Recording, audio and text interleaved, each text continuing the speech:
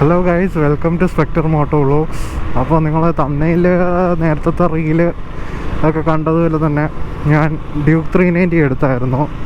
2025 black variant. ട്രിവാൻഡ്രത്തെ first ബൈക്കാണ് കേട്ടോ, ബ്ലാക്കിൽ. സോ ഞാൻ എൻ്റെ ഡ്യൂക്ക് 250 കൊടുത്തായിരുന്നു. അതും നിങ്ങൾ ഷോർട്സൊക്കെ കണ്ടു കാണും, അല്ലെങ്കിൽ റീൽ. എനിക്ക് പേഴ്സണലായിട്ട് അറിയാവുന്നവരാണെങ്കിൽ അതെന്തുകൊണ്ട് കൊടുത്തു എന്നുള്ളത് അറിയാം. സോ എന്തുകൊണ്ടാണ് ഞാൻ ഡ്യൂക്ക് 250 കൊടുത്തത്? സോ അതിപ്പോൾ ഒരു 73,000 കിലോമീറ്റർ ഓടിയിട്ടുണ്ടായിരുന്നു. ഞാനൊരു യൂസ്ഡ് ബൈക്ക് വാങ്ങിയതാണ്. അതപ്പോൾ ഞാനിപ്പോൾ ഒരു 5 ഇയർ ആയിട്ട് യൂസ് ചെയ്യുന്നുണ്ട്. അപ്പോൾ 5 ഇയർ ആയിട്ട് യൂസ് ചെയ്തു. ഒരു 40,000 കിലോമീറ്റർ ആ ബൈക്ക് ഞാൻ എടുത്തിട്ട് അറൗണ്ട് 40,000 കിലോമീറ്റർ ക്ലോക്ക് ചെയ്തിട്ടുണ്ടായിരുന്നു. അപ്പോൾ ഞാൻ പിന്നീട് സൂപ്പർ ബൈക്സ് ആൻഡ് 390 ഒക്കെ യൂസ് ചെയ്തുകൊണ്ടിരുന്ന ഒരാളാണ്. സൂപ്പർ ബൈക്ക് യൂസ് ചെയ്യുന്നുണ്ടായിരുന്നു എന്നല്ല, ഞാൻ ഓടിക്കുന്നുണ്ട്. അപ്പോൾ എനിക്ക് തന്നെ 250 എന്നൊരു അപ്ഗ്രേഡ് വേണമെന്ന് തോന്നി. ഞാൻ ഫസ്റ്റ് നോക്കിയത് നമ്മളുടെ ട്വിൻ സിലിണ്ടർ ബൈക്സ് ആണ്, കാരണം അത് കുറച്ചും കൂടെ റിഫൈൻഡ് ആയിരിക്കും. അതുകൊണ്ട് തന്നെ ട്വിൻ സിലിണ്ടർ നോക്കിയായിരുന്നു. അപ്പോൾ എനിക്ക് ആദ്യം കുറച്ച് ബൈക്സിൽ പ്രിഫറൻസസ് ഉണ്ടായിരുന്നു. ഞാൻ R3, RS457, Ninja 300 നോക്കിയില്ലായിരുന്നു കേട്ടോ, കാരണം അത് ഭയങ്കര ഡേറ്റഡ് ആയിപ്പോയി ബൈക്ക്. അതുകൊണ്ട് ബൈക്ക് എൻജിൻ റിഫൈൻമെൻ്റ് ഒക്കെ അടിപൊളിയാണെന്നാണ് പറയുന്നത്. ഞാനിതുവരെ ഓടിച്ചിട്ടില്ല. പിന്നെ അതിൽ ഇപ്പോൾ USD ഫോഴ്സ് കാര്യങ്ങളൊന്നും വരുന്നില്ല. അപ്പോൾ അതുകൊണ്ട് തന്നെ എനിക്ക് നിഞ്ച നോക്കാനൊരു മടിയുണ്ടായിരുന്നു. നമുക്ക് പിന്നെ ഇവിടെ ട്രിവാൻഡ്രത്ത് സർവീസ് ഇല്ല. സർവീസ് ചെയ്യാൻ എറണാകുളത്ത് കൊണ്ടുപോകണം. അപ്പോൾ അതുകൊണ്ടൊക്കെ തന്നെ ഞാൻ നിഞ്ച 300 എന്നുള്ളൊരു ഓപ്ഷൻ അങ്ങ് മാറ്റി. പിന്നീട് ഞാൻ നോക്കിയത് നമ്മളുടെ അപ്രിലിയ RS457. ഞാൻ അതിൻ്റെ റിവ്യൂ ഒക്കെ നേരത്തെ നമ്മളുടെ ചാനലിൽ ചെയ്തിട്ടുണ്ടായിരുന്നു. സോ എനിക്ക് ആ ബൈക്ക് ഓടിച്ചിട്ട് ഭയങ്കര ഇഷ്ടപ്പെട്ടായിരുന്നു.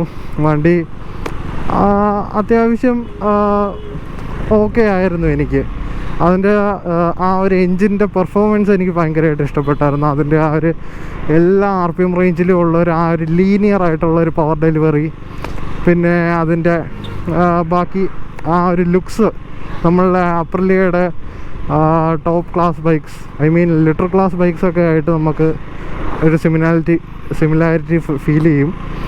സോ ട്രാഫിക് ഉണ്ട് കേട്ടോ.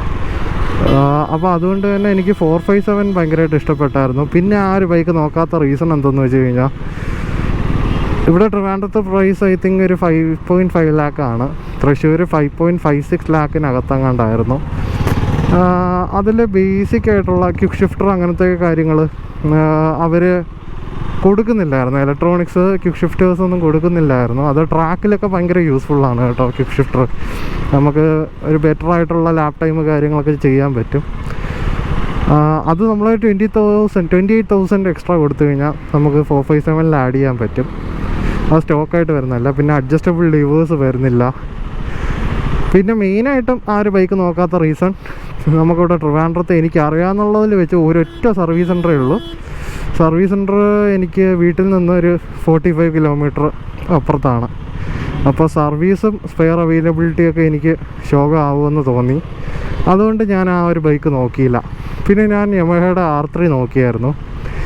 R3 എനിക്ക് ആ ഒരു പഴയ R3യുടെ ലുക്കുണ്ടല്ലോ, അത് ഭയങ്കരമായിട്ട് ഇഷ്ടപ്പെട്ടായിരുന്നു.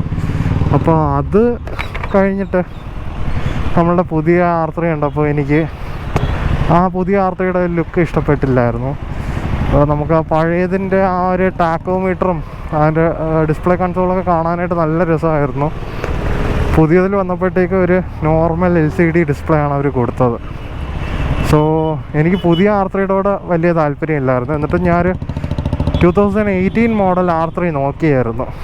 അപ്പോൾ 2018 R3 ഞാൻ നോക്കിയ ടൈമിൽ എനിക്ക് ബാങ്കിലൊരു പ്രീ അപ്രൂവ്ഡ് ലോൺ ഉണ്ടായിരുന്നു. സോ ഞാൻ അത് വെച്ചിട്ട് ആ R3 നോക്കാം. ഒരു 2.6 ലാക്കിനാണ് ആ ഒരു R3 ഫിക്സ് ചെയ്തിരുന്ന ഒരു പ്രൈസ്. അതിൻ്റെ ഓണർ ലാസ്റ്റ് പ്രൈസായിട്ട് പുള്ളി പറഞ്ഞതാണ്. പുള്ളി ഒരു നിഞ്ച 1000 എടുത്തു. അപ്പോൾ ഈ ഒരു ബൈക്ക് അവിടെ യൂസ് ചെയ്യാതെ ഇരിക്കുകയായിരുന്നു. അപ്പോൾ അതുകൊണ്ട് തന്നെ R3 കൊടുക്കാനുള്ള ഒരു പ്ലാനിൽ പുള്ളി നിൽക്കുകയായിരുന്നു. പിന്നെ വണ്ടിയുടെ ഓണർഷിപ്പ് 4th ഓണറായിരുന്നു കേട്ടോ.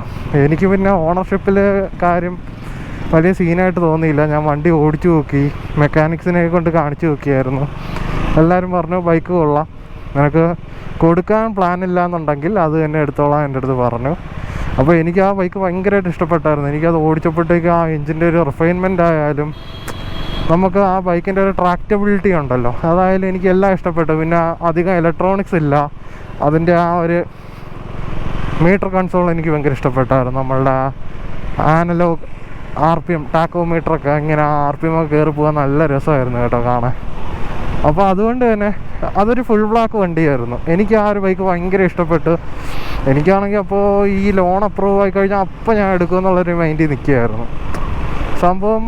അപ്പോൾ എനിക്ക് ആ ഒരു ലോൺ ആപ്ലിക്കേഷനിലൊരു അവരുടെ സെർവർ സൈഡിൽ തന്നെ ഒരു എറർ വന്നതാണ്. കുറച്ച് ദിവസം ഹോൾഡായി. അപ്പോൾ ഞാൻ അടുത്തുള്ളൊരു ബ്രാഞ്ചിൽ കോൺടാക്ട് ചെയ്തപ്പോൾ എൻ്റെ അടുത്ത് പറഞ്ഞു, ഒരു ജസ്റ്റ് ഒരു ബാങ്ക് അക്കൗണ്ട് ഒന്ന് ഓപ്പൺ ചെയ്തിട്ട് നോക്കൂ, ആക്സിസ് ബാങ്കിൻ്റെ അക്കൗണ്ട് അല്ലാത്തത് കൊണ്ടായിരിക്കാം എമൗണ്ട് വരാൻ ലേറ്റ് ആവുന്നത്. ജസ്റ്റ് അക്കൗണ്ട് വെച്ചിട്ടൊന്ന് ചെക്ക് ചെയ്ത് നോക്കാം, ചിലപ്പോൾ ഇഷ്യൂ സോൾവ് ആവും. അപ്പോൾ ബ്രോവിന് ആ ഒരു ലോണ് പെട്ടെന്ന് അപ്രൂവ് ആവും. സോ അതൊന്ന് ട്രൈ ചെയ്ത് നോക്കാൻ പറഞ്ഞു. ഞാൻ അക്കൗണ്ട് ഓപ്പൺ ചെയ്തു. ഒരു 5 days വെയിറ്റ് ചെയ്തു കേട്ടോ. അപ്പോൾ ഒരു 5 days വെയിറ്റ് ചെയ്ത് കഴിഞ്ഞപ്പോഴത്തേക്കും ആ ഒരു പ്രീ അപ്രൂവ്ഡ് ലോണിൻ്റെ ഓഫർ കഴിഞ്ഞു. അപ്പോൾ ഞാൻ മൊത്തത്തിൽ പെട്ടു. എൻ്റെ കയ്യിലുണ്ടായിരുന്ന ബൈക്ക് ഞാൻ കൊടുക്കുകയും ചെയ്തു. എനിക്ക് വേറെ ബൈക്ക് ഇല്ലാത്തൊരു സിറ്റുവേഷനിലെത്തി. അപ്പോൾ ഞാൻ പിന്നെ വേറെ കുറേ ഓപ്ഷൻസ് ഇങ്ങനെ നോക്കി. ആ ഒരു R3 എടുക്കാനായിട്ട് ആ ഒരു ഫണ്ട് അറേഞ്ച് ചെയ്യണമല്ലോ, അതിനായിട്ട് ഞാൻ കുറേ കിടന്ന് ഓടി നോക്കി, കുറേ ബാങ്കുകളിൽ അപ്ലൈ ചെയ്തു. അപ്പോൾ ആപ്ലിക്കേഷൻസൊക്കെ അത്യാവശ്യം റിജക്റ്റായി. അപ്പോൾ ഞാനാണെങ്കിൽ ഈശ്വര ഇനി എന്ത് ചെയ്യും, ബൈക്ക് ഉള്ളതും പോയി, അടുത്തത് എടുക്കാനും പറ്റുന്നില്ല. ആ ഒരു സിറ്റുവേഷനിൽ നിൽക്കുന്നു ഞാനപ്പോൾ. ജസ്റ്റ് നമുക്ക് റിവ്യൂ ചെയ്യാനായിട്ട് എനിക്ക് നമ്മളുടെ അഡ്വഞ്ചർ 390 ഒന്ന് പോയിട്ട് ഷോറൂമിൽ പോയിട്ട് ഞാൻ ഒന്ന് ഓടിച്ചു നോക്കിയായിരുന്നു. ഞാൻ കുറച്ച് ഡിസ്റ്റൻസൊക്കെ ഓടിച്ചപ്പോഴത്തേക്ക് എനിക്ക് ആ വണ്ടി ഇഷ്ടപ്പെട്ടു. പിന്നെ ആ ഒരു വണ്ടി നോക്കാത്ത റീസൺ എന്തെന്ന് വെച്ച് കഴിഞ്ഞാൽ അതിൻ്റെ പില്ലിയൻ സീറ്റ് നമ്മളുടെ ഈ ഡ്യൂക്കിൻ്റെ അത്ര കംഫർട്ടബിൾ അല്ല. ഐ മീൻ സീറ്റ് പില്ലിയൻ, നമുക്ക് റൈഡർ സീറ്റ് നല്ല കംഫർട്ടബിളാണ്. പില്ലിയൻ സീറ്റിലോട്ട് വരുമ്പോൾ കുറച്ച് നാരോ ആയിട്ടുള്ള സീറ്റാണ് വരുന്നത്. അതുകൊണ്ടല്ല ചെറിയ രീതിക്ക് ഹാർഡുമാണ് പില്ലിയൻ സീറ്റ്. അപ്പോൾ അതത്ര കംഫർട്ടബിളായിട്ട് തോന്നിയില്ല. സോ അതുകൊണ്ട് ADV എനിക്കിഷ്ടപ്പെട്ടു. വണ്ടി ഓഫ് റോഡ് ചെയ്ത് നോക്കി, ഞാൻ റോഡിൽ ഓടിച്ചു നോക്കി. എനിക്ക് ഭയങ്കരമായിട്ട് ഇഷ്ടപ്പെട്ട ഒരു ബൈക്കായിരുന്നു. നല്ല ഗ്രൗണ്ട് ക്ലിയറൻസ് ഉണ്ട് അത്യാവശ്യം. ഞാൻ ഓടിച്ചത് ADV 390S ആയിരുന്നു. എസ് എനിക്ക് തോന്നുന്നു 830mm സീറ്റ് 8 വരുന്നത്. അപ്പോൾ ഞാനാണെങ്കിൽ എസിൻ്റെ ഓൺ റോഡ് പ്രൈസ് അന്നത്തെ തിരക്ക് ഇപ്പോൾ 4.8 സംതിങ്ങാണ് പറഞ്ഞത്. അപ്പോൾ അത്രയും ഒരു ഫണ്ട് എനിക്കില്ല, അതൊന്നാമത്തെ ഒരു കാര്യം. ഞാൻ EMI ആയിട്ട് കൺവേർട്ട് ചെയ്ത് കഴിഞ്ഞാൽ അത്യാവശ്യം നല്ലൊരു എമൗണ്ട് EMI ആയിട്ട് പോകും എൻ്റെ സാലറിയുടെ. അപ്പോൾ ഞാൻ അതുകൊണ്ട് ആ ഒരു ഓപ്ഷൻ വേണ്ടാന്ന് വെച്ചു. ഓപ്ഷൻ വേണ്ടാന്ന് വെച്ചിട്ട് ഞാൻ ADV 390X എന്ന് വെച്ചാൽ ഇലക്ട്രോണിക്സ്, ക്രൂസ് കൺട്രോൾ അങ്ങനെയൊക്കെ ഇല്ലാത്ത, റൈഡിങ് മോഡ്സ് ഒന്നും ഇല്ലാത്ത ഒരു വേരിയൻ്റ് ഉണ്ടല്ലോ, ആ ഒരു മോഡൽ നോക്കാമെന്ന് വെച്ചു. ഞാനങ്ങനെ ആ ഒരു ബൈക്ക് നോക്കി. ടെസ്റ്റ് ഡ്രൈവ് ഇല്ലായിരുന്നു. അപ്പോൾ എനിക്ക് ആ ഒരു ബൈക്കിൻ്റെ ടെസ്റ്റ് ഡ്രൈവ് കിട്ടിയിരുന്നെങ്കിൽ ചിലപ്പോൾ ഞാൻ ആ ഒരു ബൈക്ക് എടുത്തതിനെ. മെയിനായിട്ട് അതിൻ്റെ പില്ലിയൻ സീറ്റ് തന്നെ എന്നെ ബോദർ ചെയ്തുകൊണ്ടിരുന്നത്. അതിൻ്റെ സീറ്റ് കുറച്ച് നാരോ ആയിട്ടുള്ള സീറ്റാണ്. സോ അതുകൊണ്ട് തന്നെ ഞാൻ അത് നോക്കിയില്ല. പിന്നെ ഞാൻ വല്ലപ്പോഴൊക്കെ ട്രാക്കിൽ പോകുമായിരുന്നു. ട്രാക്കിൽ മീൻസ് ഞാൻ എൻ്റെ ബൈക്സിലൊന്നും പോയിട്ടില്ല. നമ്മളുടെ KTMൻ്റെ RC കപ്പ് വരുമ്പോഴത്തേക്കൊക്കെ ഞാൻ 2 സീസണിൽ പാർട്ടിസിപ്പേറ്റ് ചെയ്തിട്ടുണ്ട്.